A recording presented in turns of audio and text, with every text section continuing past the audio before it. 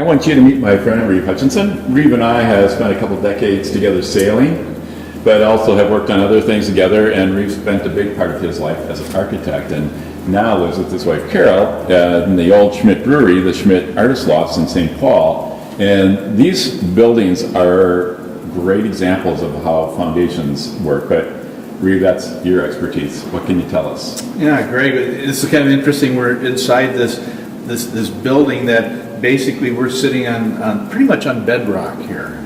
And glaciers came through, it carved off the land, the surface soil, left behind these caverns, which made it so ideal to have a brewery here.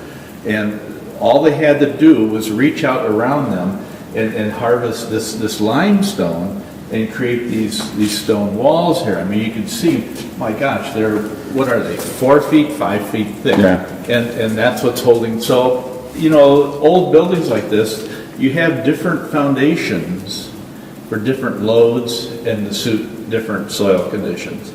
So if we were putting this if we were trying to build this building and put it in a swamp, well, we wouldn't be able to, we'd stack stone forever and we still wouldn't get to where we needed to go. It just keeps sinking.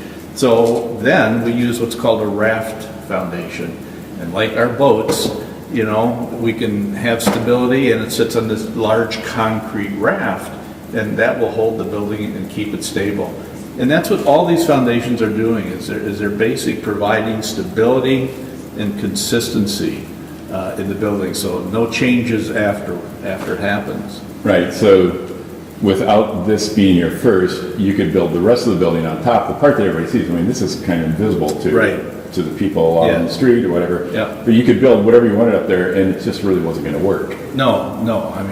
Well, look at the Leaning Tower of Pisa. Yeah, that's a good example. That didn't work out so well.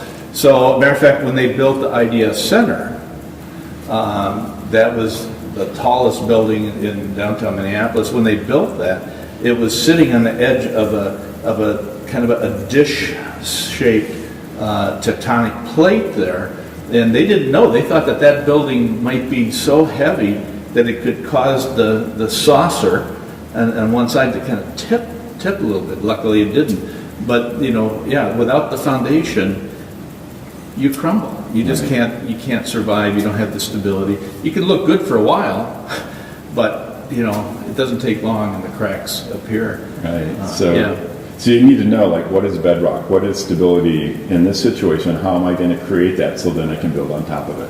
Yeah, and every building is going to have a unique solution for what that foundation is going to be. Right. But answering the same questions. And yet it's going to be unique each time. So, that's great. Yeah. Well, that's what we're going to dive into today, and thanks, Reeve. Well, good luck. Thank you.